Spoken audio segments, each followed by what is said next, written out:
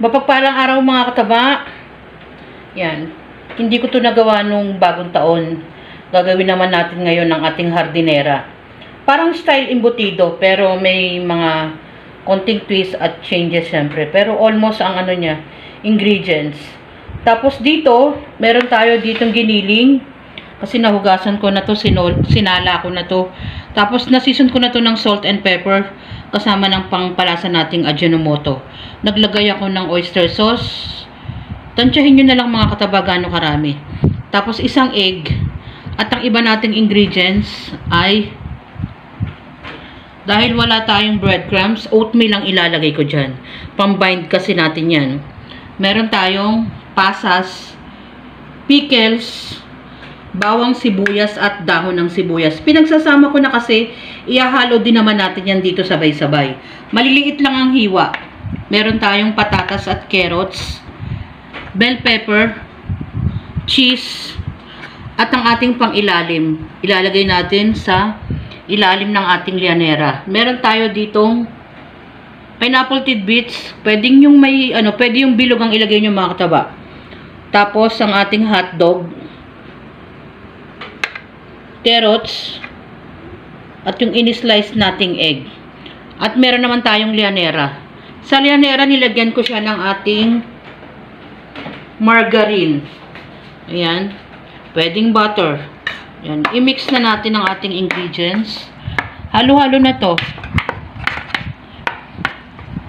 Ayan. Ilagay na natin. Binabad ko sa tubig ng kaunti para hindi agad magitim. Kasi hindi pa natin agad mini-mix.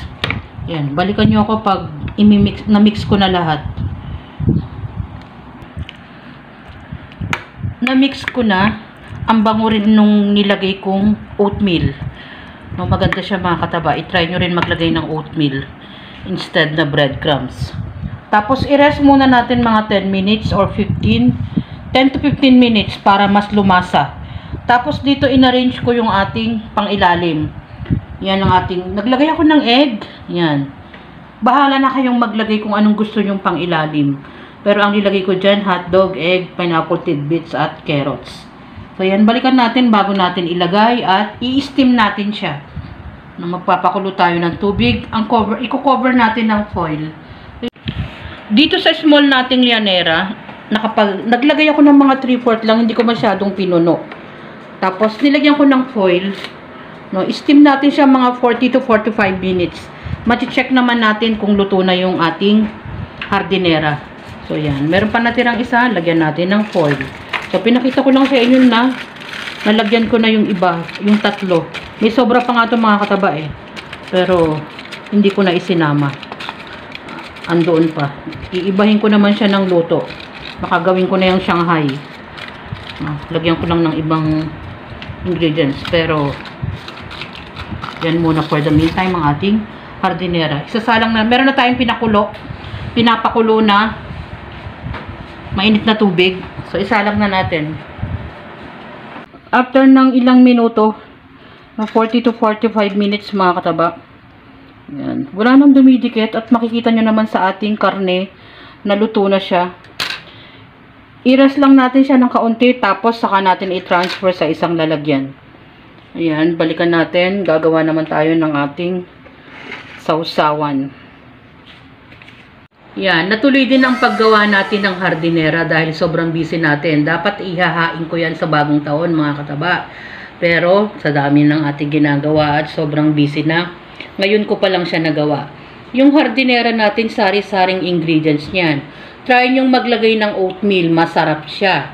At yung pinakapang ilalim naman natin, naglagay ako ng hard-boiled egg kasama ng pineapple tidbits, hotdog at carrots. Pwede kayong mag-combine ng gusto nyo para sa pang-ilalim. At yung pang-sausawa naman, kahit na ano rin gusto nyo ilagay. Ketchup lang ang inilagay ko dyan. No, pwede kayong maglagay ng kung anong pwedeng sausawan. Pwede kayong mag-mix ng mayonnaise mga kataba.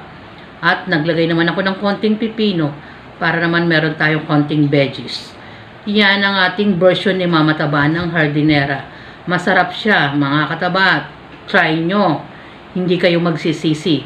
Enjoy, kumain, at maging masaya. Yan ang unang pasok sa atin ng taon, ang ating hardinera. Salamat sa panunood! At bye! Ingat mga kataba!